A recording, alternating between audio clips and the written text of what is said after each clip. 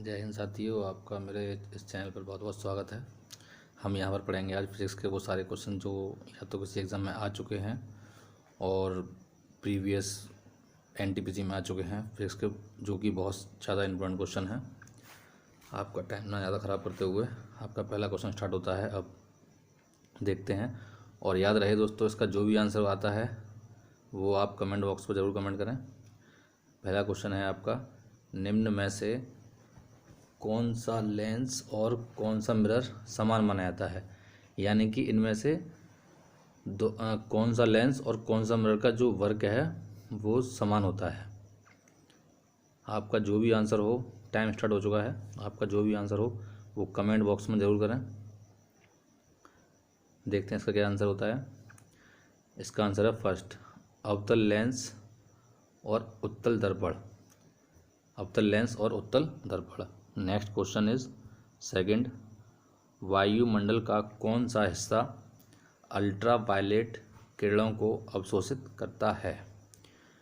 वायुमंडल का कौन सा हिस्सा अल्ट्रावायलेट किरणों को अवशोषित करता है। आपके सामने ऑप्शन दिए हुए हैं, क्षोभ मंडल, समताप मंडल, ओजोन मंडल, आयन मंडल। फटाफट से जो भी आपका आंसर हो उसे कमेंट बॉक्स में कमेंट करें। और याद रहे कि जो सीरीज़ दी हुई है क्षोभ मंडल, समताप मंडल, ये सीरीज बताई जाएगी आपको आनी चाहिए।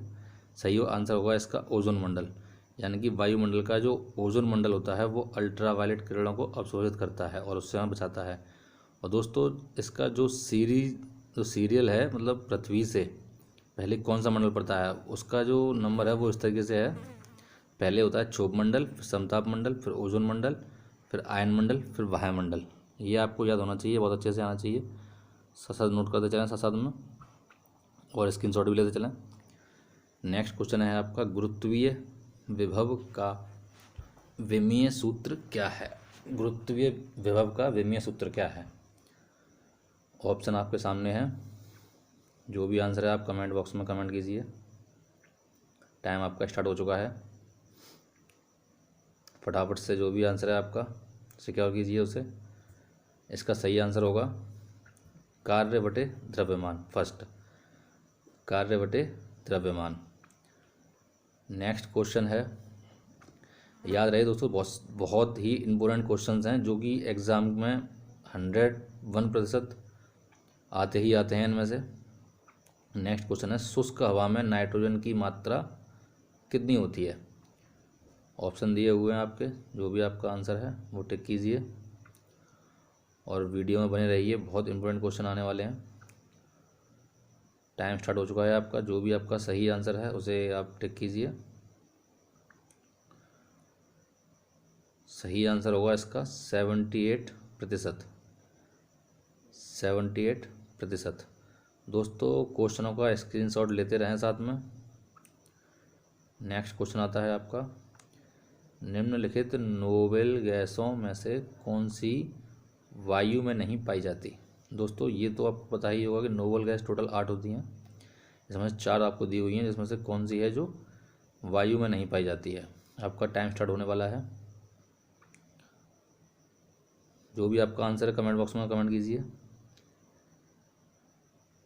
सेकंड, फर्स्ट, सही आंसर है आपका रेडॉन। रेडॉन गैस जो है वो वायु में नहीं पाई जाती। जो रेडॉन है, जो नोबेल गैस है, वो इकलौती गैस ऐसी है जो वायु में नहीं पाई जाती है।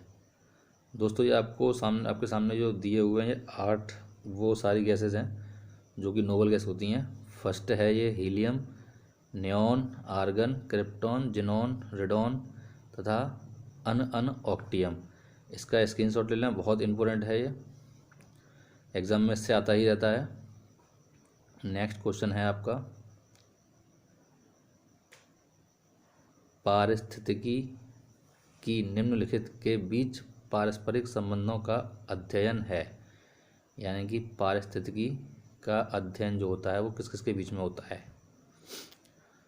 बहुत इजी क्वेश्चन है, आपने पढ़ा होगा तो अवश्य आप इसका सही आंसर लगाओगे। टाइम स्टार्ट हो चुका है आपका। फटाफट से आपका आंसर नोट कीजिए और इसका क्वेश्चन भी नोट कर लीजिए।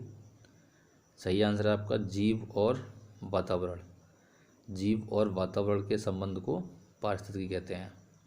नेक्स्ट क्वेश्चन आपका आता है 7 नंबर।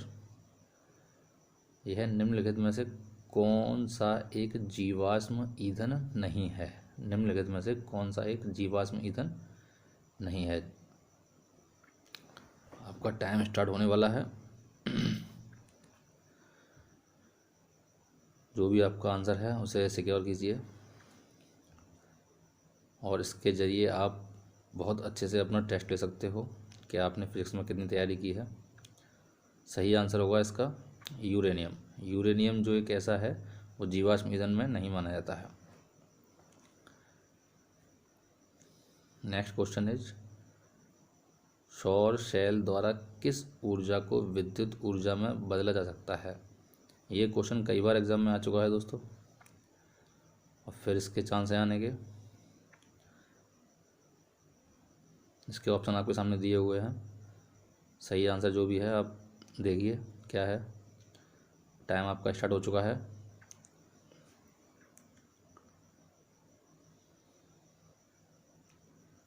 सौर सेल द्वारा किस ऊर्जा को विद्युत ऊर्जा में बदला जा सकता है। यह है प्रकाश ऊर्जा। सौर सेल, जो सौर सेल होते हैं उससे प्रकाश ऊर्जा को विद्युत ऊर्जा में बदलते हैं। नेक्स्ट क्वेश्चन है आपका, नेक्स्ट क्वेश्चन स्क्रीन पर आने वाला है, वो है जल जनित रोग है, यानी कि जल से जो रोग होने वाला है वो कौन सा होता है। अतिसार, छोटी मात्रा, रक्ताल्पता या फिर मस्तिष्क ज्वर। सही आंसर क्या है। टाइम स्टार्ट हो चुका है आपका।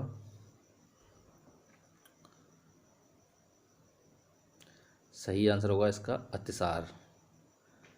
अतिसार सही आंसर है इसका। नेक्स्ट क्वेश्चन है 10th नंबर। कृत्रिम मौसम उत्पन्न करने वाला यंत्र कौन सा है। कृत्रिम मौसम यानी कि जहाँ पर ये चाहे वहाँ वर्षा कर सकता है या बादल जैसा मौसम कर सकता है, उसे हम कृत्रिम मौसम कहेंगे, उसे उत्पन्न करने में। टाइम आपका स्टार्ट हो चुका है। जो भी आपका आंसर है वो आप कमेंट बॉक्स में कमेंट कीजिए।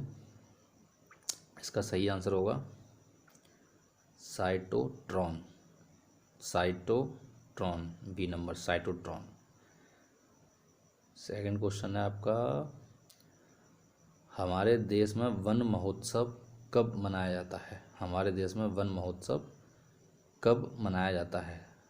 2 अक्टूबर, 1 दिसंबर, 1 जुलाई या 10 अगस्त। टाइम आपका स्टार्ट होने वाला है। टाइम आपका स्टार्ट हो चुका है। ये साइड में आ गया है, वो शायद आपको नहीं दिख रहा होगा। सही आंसर है इसका 1 जुलाई। 1 जुलाई को हम मनाते हैं। नेक्स्ट क्वेश्चन है, न्यूट्रॉन पर आवेश होता है। न्यूट्रॉन पर कौन सा आवेश होता है। धनात्मक, ऋणात्मक, आवेशहीन और भिन्नात्मक। ये कई बार एग्जाम में आ चुका है। बहुत इजी क्वेश्चन है। आप हर किसी स्टूडेंट्स को ये वाला क्वेश्चन आना ही चाहिए। टाइम आपका स्टार्ट हो चुका है। 5 4 3 2 1। फटाफट से कमेंट बॉक्स में कमेंट कीजिए। सही आंसर होगा इसका आवेशहीन। आवेशहीन, न्यूट्रॉन पर कोई भी आवेश नहीं होता है। इसके लिए आपको एक थोड़ा सा ये पॉइंट दिया गया है, इसका फटाफट से स्क्रीनशॉट लीजिए। जो प्रोटॉन होता है उस पर सकारात्मक होता है, न्यूट्रॉन पर नकारात्मक, और इलेक्ट्रॉन पर नकारात्मक, और न्यूट्रॉन पर कोई भी आवेश नहीं होता है। नेक्स्ट क्वेश्चन है आपका, पूरे ब्रह्मांड में सबसे कम तापमान केल्विन में कितना होता है। -273 kelvin, 98.8 kelvin, 0 kelvin and fourth है -0 केल्विन। बहुत इम्पोर्टेंट क्वेश्चन है दोस्तों, बार बार बोल रहा हूँ मैं। 20 क्वेश्चन आपके सिलेक्ट किए हुए हैं जो कि बहुत ज़्यादा इम्पोर्टेंट है, कई बार एग्जाम में आ चुके हैं। सही आंसर क्या है आप बताइए। टाइम आपका स्टार्ट हो चुका है।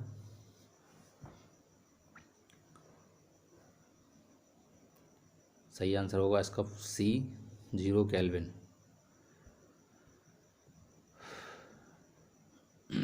नेक्स्ट क्वेश्चन आपका स्टार्ट होता है आपकी स्क्रीन पर।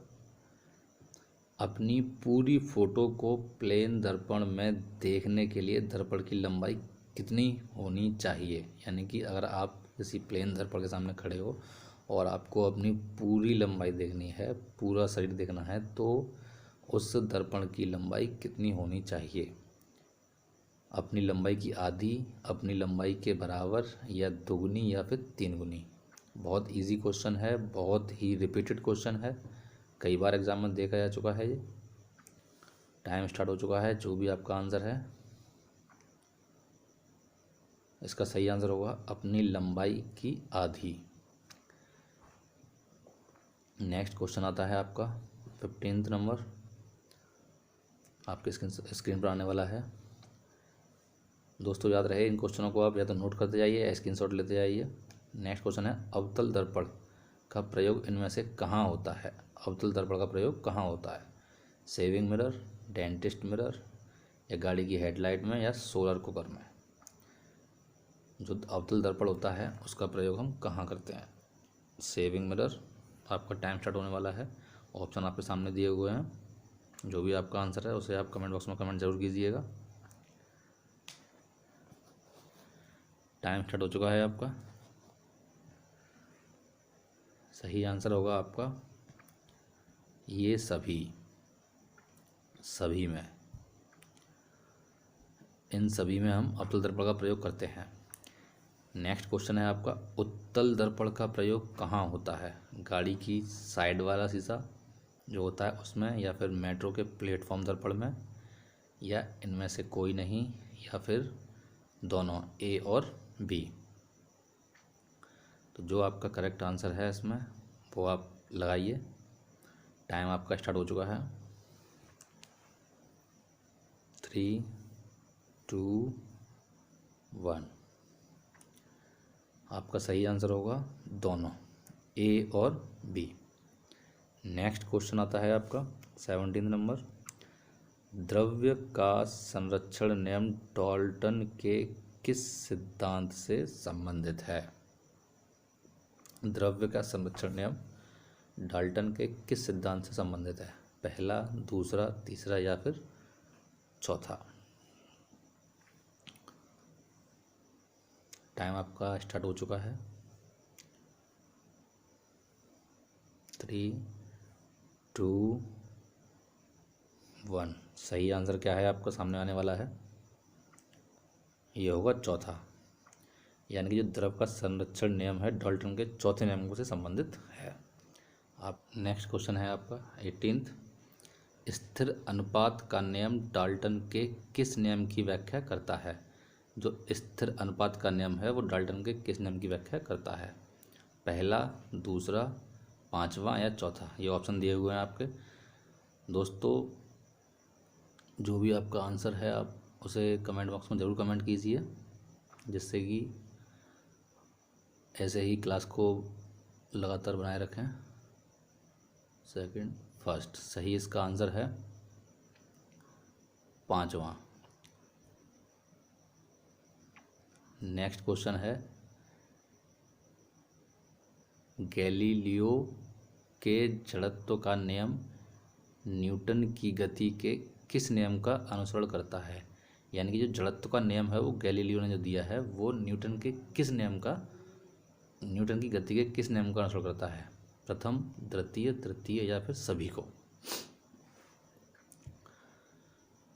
दोस्तों इस सेशन से ये है कि आपका टाइम स्टार्ट हो चुका है। आपका जो भी आंसर हो कमेंट बॉक्स में लिखिए, और मेरे ये प्रैक्टिस सेट जो चल रहे हैं इस समय इनसे बने रहिए, जिससे कि आपने जितना भी पढ़ा है आप उसे अपना एग्जामिन कर सकते हो बहुत अच्छे से, मात्र और बहुत कम समय में। इसका सही आंसर है प्रथम नियम। सही आंसर आ चुका है प्रथम नियम। गैलीलियो जड़त्व नियम जो है वह न्यूटन के प्रथम नियम को संबंधित है।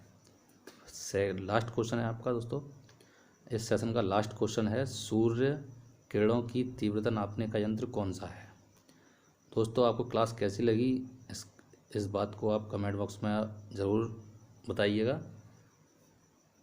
और आपका टाइम स्टार्ट हो चुका है अब। सूर्य किरणों की तीव्रता नापने का यंत्र कौन सा है? इसका सही आंसर है एक्यूमुलेटर। दोस्तों आपको क्लास कैसी लगी इसका जवाब आप कमेंट बॉक्स में ज़रूर दीजिएगा। तब तक के लिए बाय बाय, धन्यवाद एंड टेक केयर।